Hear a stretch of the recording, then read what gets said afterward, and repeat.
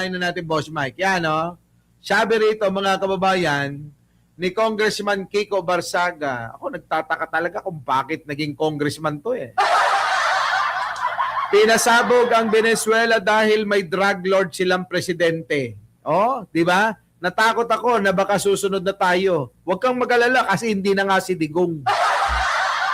Ito mga kababayan ko kung siguro si Digong ang presidente ngayon, presidente pa rin natin ngayon, malamang susunod na tayo. At dinala ng US military ang presidente ng Venezuela sa New York sa Amerika. Kasunod yan ang kanilang surprise military attack.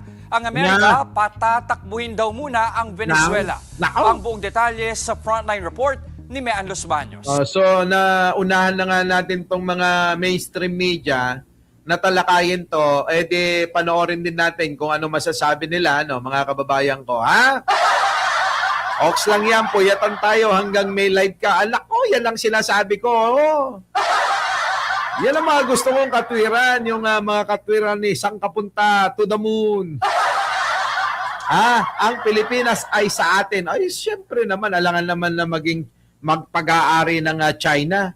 Ang Amerika, malabo din naman dahil napakalawak na ng mga teritoryo nila. Maaari nga siguro, pwede na sakupin tayo, pansamantala, para tulad ng Venezuela, isaayos yung problema. No? Ganon. Ito na. Nako. Sa unang tingin, parang bulalakaw ang namataang bumagsak sa Iguerote Airport, Venezuela. Pero surprise airstrike na ito ng umataking militar ng Amerika. Grabe, no? Akala nila New Year pa rin, ano? Di ba, no? Oy, shoutout po sa inyo lahat, mga kababayan ko, Akala nila New Year pa rin. Kasi mga kababayan, kamukha ng mga paputok natin, no? Kapag bagong taon, ganyan na ganyan, ho. Ito na. Ayan, Pinasabugan din ng pantalan sa La Guaira. Naku, sabay-sabay pala yung pag-atake ng Amerika dito, kaya nataranta ang Venezuela. Oo. Taranta ho sila, mga kababayan ko, Yan na nga ba sinasabi ko, Ito naman kasing si Nicolas Maduro. Sabi niya, bilisan mo na. Ayun, mga kababayan, isang araw lang, hindi tumagal. Oo, hindi po inabot ng buong araw, Saglit na saglit lang po nila pinulbos at kinuha na nga po, inaresto, mga kababayan, etong presidente ng Venezuela, ito nga pong Nicolas Maduro at ang kanyang asawa. Nakaw! Sa isang video, Grabe, kitang naglipa na sa ere ang mga helicopter habang binalot ng makapal na usok ang syudad. Nakaw! Grabe, no? Tigil ang ginawang pag-atake ng Amerika. Agad nagdeklara ng state of emergency ang Venezuela. Meron daw mga nasawing sibilyan pero wala pang datos yan. Nako, yun lang ang masakit doon, mga kababayan. Yung bang kapag kadating ng mga digmaan talaga, meron pa talagang casualties o no? Parang tawag nila sa military term casualties of war. Sabi dito ni Yulishi, parang si Digong, sabi, ayun, nadampot. Sabi rito ni Brenda Borton na taga-Amerika doon sa amin, Trump don't play games. Hindi nakikipaglaro yan. Mukha lang katawa-tawa si Donald Trump minsan kapag sumasayaw, pero mga kababayan ko, huwag niyong binibiro yan. Si Digong nga, hindi mabiro yan di ba? Yun nga lang, yung si Biden, nabibiro ni Digong ng kung ano-anong sinasabi. Pero si Trump, subukan nyo. Nanawagan naman ang Interior Minister nila na manatiling kalmado. Pero makalipas ang ilang oras ng pag-atake, nag-post si US President Donald Trump. Kita nyo? Mga kababayan ko, wala pang isang oras. Dali na agad yung kanilang pakay. Ganong kabilis ang Amerika, Hindi natin kaya yon. Kaya nga sabi ni Trump, ang nagawa ng Amerika, ay hindi po magagawa ng kahit sinong bansa. Totoo naman. Sang-ayon naman tayo doon, mga kababayan ko, na hindi kakayanin ng mga ibang bansa yung ginawa na nila, nagawa na nila. Malupit eh. Ibang klase, no? Oh. Tawa ni Venezuelan dictator Nicolas Maduro, Nako. naka-blindfold, Kita nyo, pinost agad ni, ni Donald Trump, mga kababayan, na tignan nyo itsura, yung pagkaka-aresto sa kanya. Para bang inarestong baliw, ano? Di ba yung mga inaarestong baliw, ang daming tali? Nakaposas ka na, naka-blindfold ka na,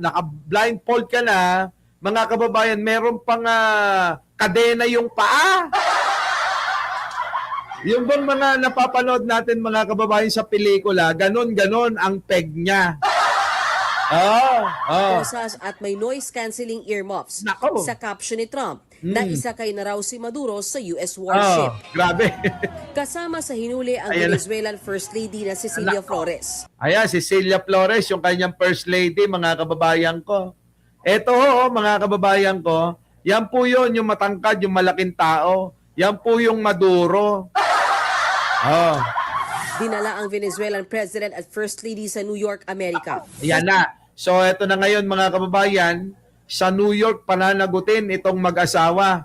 Kasi, mga kababayan, sangkot din yung mga anak nila. Oo. Buong pamilya, ano. Sana ganun din ang gawin kay Duterte, no? Di ba? Oy! President Trump ng Amerika. Baka naman pwede yan din ang gawin nyo sa pamilyang Duterte. Oo.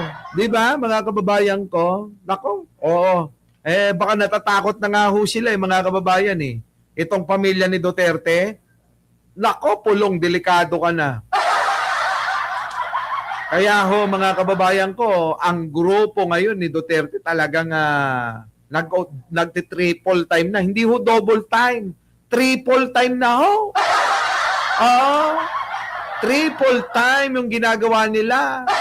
Tuloy. Sa pang video, makikitang naglalakad si Maduro sa hallway ng US Drug Enforcement Administration. Ayon sa US Department of Justice, nakaharap sa kasong narco-terrorism conspiracy. Nako, kita nyo, parang si Digong talaga. Si Digong, mga kababayan, nagkaroon ng laboratory sa Davao. Tapos, magtataka ka, ang mga katropa, mga big-time drug lord. Di ba? Siyempre, hindi maiintindihan ng mga DDS na tatanga-tanga. Bakit ho, mga kababayan ko? Si Digong, mayroong drug laboratory sa Davao. Mga tropa, puro big-time drug lord. Hindi nila magigets yun. Dahil, mga kababayan ko, yung mga DDS, ang utak, mga kababayan, gabuhok lang eh. Ganyan. Gabuhok, mga kababayan, hindi na mapapalawak. Mahihina ulo. Mahihina ulo. Hindi nila magigets yun na mapagdugtong-dugtong. Bakit ikaw, Digong, puro tropa mo, drug lord? Michael Yang, ito nga, sila Andrew Lim. Puro Chekwa na drug lord ang tropa ni Digong. Kaya wag na kayong magtaka kung bakit nagpatayo siya ng drug laboratory sa Davao. Di ba? Tuloy. Cocaine importation conspiracy, Nako. possession of machine guns and Nako. destructive devices, at conspiracy to possess machine guns and destructive devices ang presidente ng Venezuela, ang asawa nito at kanilang anak at 3 iba pa. Nako. Hindi pa 3 anak, asawa. Nako, damay-damay. Dapat ganun talaga gawin kay Digong, Donald Trump, Mr. President, ganun din gawin mo. Inunahan na ni Pangulong Bongbong eh. Si Digong pinakulong na sa daig, Paano? Weak leader ng weak leader. Bangag ng bangag. Ayun, pinakulong ng weak leader. Pinakulong daw ng bangag. Paano yun? Ano nangyari? Kawawa naman, hindi umubra sa weak leader. Yung kanilang poon na leader ng kulto ni Duterte.